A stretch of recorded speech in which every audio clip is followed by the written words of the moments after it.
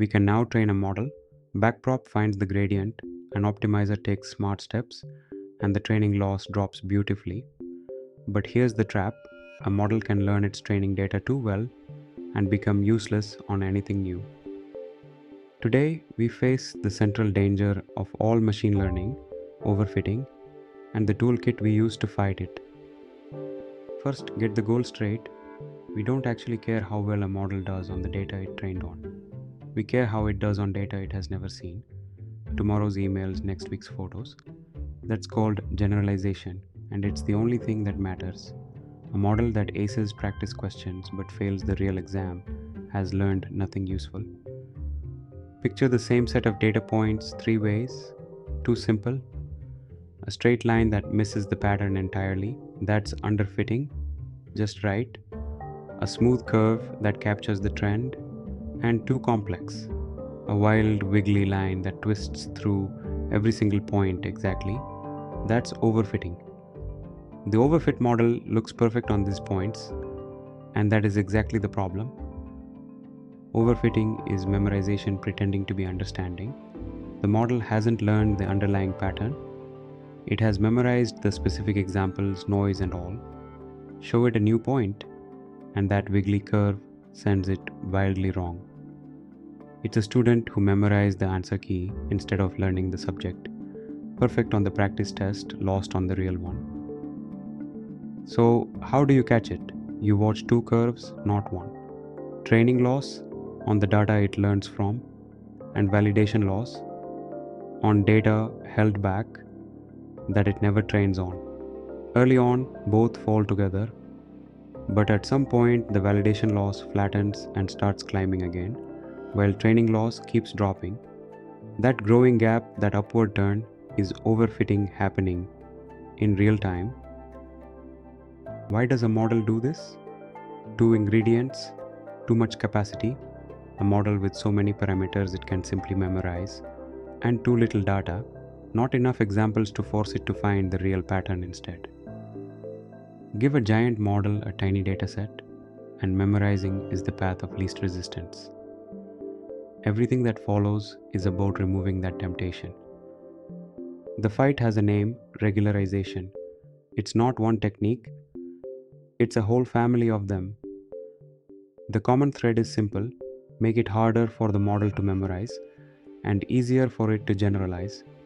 We do that by penalizing complexity, by injecting randomness, or by stopping at the right time. Let's walk the main tools. The first is L2 regularization, also called weight decay. We add a penalty to the loss for having large weights. Big weights let the model make sharp, extreme contortions, exactly the wiggles of overfitting. By pushing all the weights to stay small, the model is nudged toward smoother, simpler functions. Same data, but now it prefers a gentle curve over a violent one.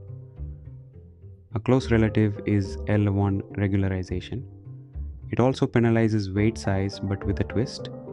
Instead of just shrinking weights, it drives many of them all the way to exactly zero. The result is a sparse model, one that effectively ignores most of its inputs and keeps only the few that matter. L2 makes weights small, L1 makes them disappear. Then there's a beautifully strange idea: dropout. On each training step, randomly switch off a fraction of the neurons. Just delete them temporarily. The network can never rely on any single neuron because it might vanish next step.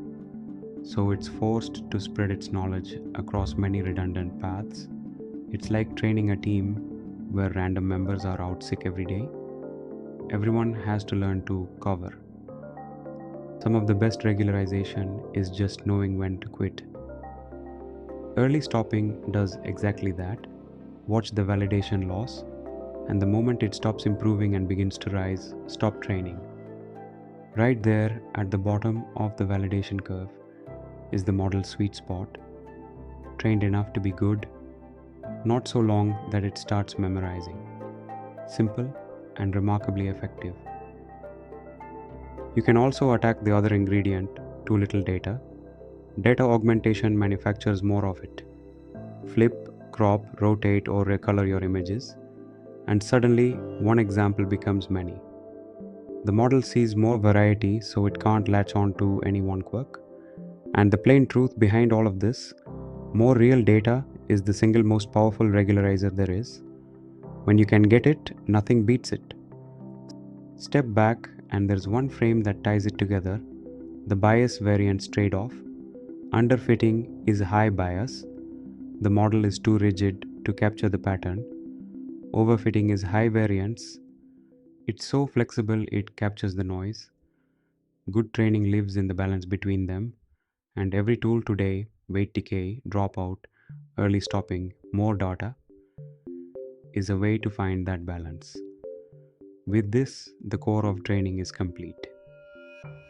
Next time, the tricks that make deep networks train at all: normalization and initialization. See you there.